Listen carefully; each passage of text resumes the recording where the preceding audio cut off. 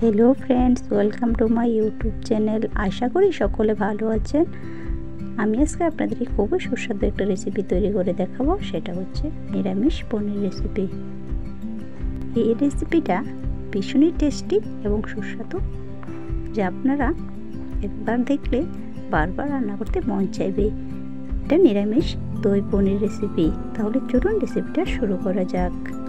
এখানে দেখুন আমি পনির নিয়েছি। পনিরটা কিন্তু আমি নিজেই তৈরি করেছি। এখানে 1 লিটার দুধ দিয়ে আমি এই পনিরটা তৈরি করেছি। পনিরটা বানিয়েছি নিজের হাতে তৈরি, ঘরে থাকা দুধ দিয়ে তৈরি করে নিলাম। তো দেখুন এটাকে আমি কেটে নিচ্ছি। আর দেখতে পাচ্ছেন আমি একটা চামচ দিয়ে কিন্তু পনিরটাকে কেটে নিচ্ছি। আপনারা ছুরি দিয়েও কেটে নিতে পারেন।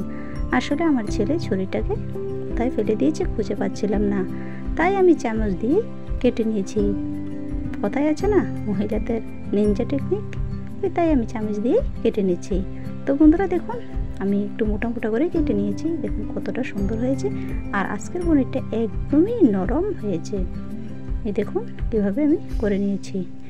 যাই হোক, এখন আমি উপকরণগুলি দেখিয়ে দিচ্ছি। তো আমি একটা বাটি নিয়েছি, বাটিটাতে নিয়ে নিলাম কিছু কাজু। তারপর এর মধ্যে দিয়ে দিলাম 2 চামচ পোস্ত। এখানে তারপর দিয়ে দিলাম কিছু কাঁচা লঙ্কা। এখন দিয়ে দিলাম 1-2 টুকরা আদা। এখন এটাকে একটু জল দিয়ে 5 থেকে 10 মিনিট ভিজিয়ে রেখে আমি শিলনোড়াতে বেটে নেব। তারপর এর মধ্যে আমি নিয়েছি আরও একটা বাটি। তারপর এই চামচ দিয়ে দিলাম 1/2 চামচ লঙ্কার গুঁড়ো কালারের জন্য, দিয়ে দিলাম 1 চামচ ধনে গুঁড়ো, তারপর দিয়ে দিলাম 1/2 চামচ জিরে গুঁড়ো, দিয়ে দিলাম হলুদ গুঁড়ো 1 চামচ। এখন এটাকে একটু জল দিয়ে ভালো করে মেখে রেখে দেবো সাইডে। ততক্ষণ মশলাটা একদমই নরম হয়ে যাবে। এভাবে ভিজিয়ে রাখলে শুকনো মশলাটা রান্না করতে খুবই ভালো লাগে। তারপর আমি আপনাদেরকে আরও একটা বাটি নিয়ে দিয়ে দিলাম 1 বাটি দই। দইটা আমি ঘরেই তৈরি করেছি। তো এখন আমি গ্যাসেতে কড়াই বসিয়ে তার মধ্যে দিয়ে দিলাম সরিষার তেল। রান্নাটা কিন্তু আমি আজকে সরিষার তেল দিয়ে করব। তো দেখুন তেলটা গরম হয়ে গেলে আমি এর মধ্যে দিয়ে দেব পাঁচফোড়ন। দেখুন আমি এখানে পাঁচফোড়ন দিয়ে দিয়েছি। পাঁচফোড়নটা যখন খুব ভালো করে একটা সেন্ট বেরিয়ে আসবে, তখনই কিন্তু আমি এর মধ্যে পেস্ট করে রাখা মশলাটা দিয়ে দিলাম। একটু জল দিয়ে ভালো করে মশলাটাকে কষিয়ে নিতে হবে। দেখুন খুবই সুন্দরভাবে কষানো কিন্তু হয়ে গেছে। তেল উপর থেকে ভেসে এসেছে। এখন যে পনিরটি রেখেছিলাম সেই পনিরটি দিয়ে দেব। তো দেখুন বন্ধুরা, আজকে কিন্তু পনিরটা আমি ভাজবো না, ওই মশলার সাথে পনিরটাকে ভেজে নেব। আজকের রেসিপিটা খুবই সহজ এবং খুবই সুস্বাদু। আপনারা খুব সহজে কিন্তু রান্নাটা করে নিতে পারেন। সামনেই পুজো আসছে।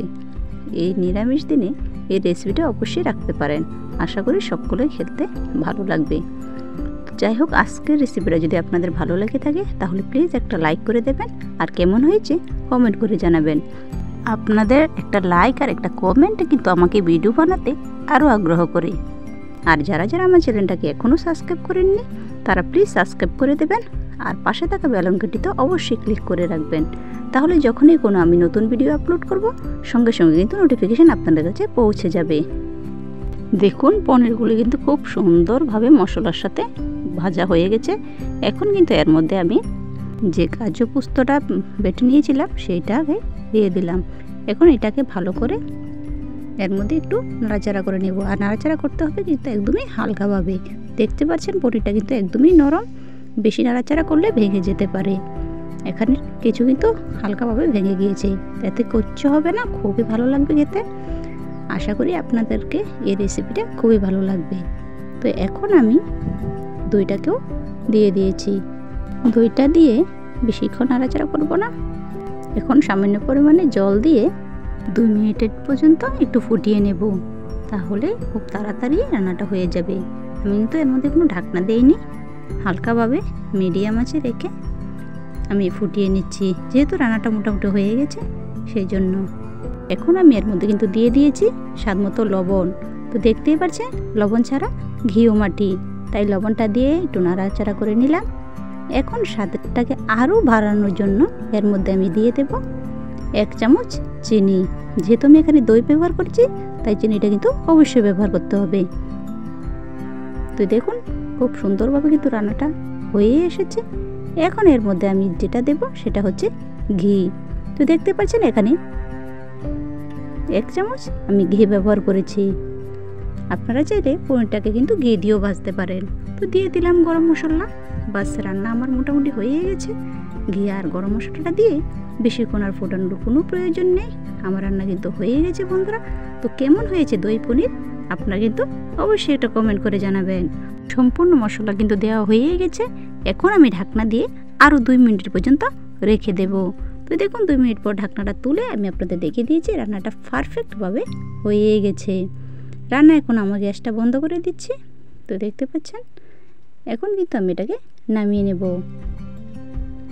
তো দেখুন কীরকমভাবে হয়েছে, গরম ভাতের সাথে তো জাস্ট জমে যাবে। তো আশা করি আজকের রেসিপিটা আপনাদেরকে খুব ভালো লেগেছে। এরকম নিত্য নতুন রেসিপি পেতে গেলে আমার চ্যানেলটাকে অবশ্যই একটা সাবস্ক্রাইব করে রাখুন। তাহলে বন্ধুরা আমি একটা থালাতে নামিয়ে নিচ্ছি। তো দেখুন এরকমভাবে রান্নাটা করে আপনারা নামিয়ে নেবেন। আশা করি ছোট বড় সকলেরই খুব ভালো লাগবে। আপনারা এই রেসিপিটা নিরামিষ দিনে অবশ্যই রাখতে পারেন। আর সামনে তো দুর্গাপুজো, অবশ্যই রেসিপিটা বানিয়ে নিতে পারেন। আশা করি সকলেরই ভালো লাগবে। তাহলে আজকের জন্য এই পর্যন্তই। দেখা হবে নেক্সট ভিডিওতে। সবাই কিন্তু ভালো থাকবেন, সুস্থ থাকবেন। ধন্যবাদ।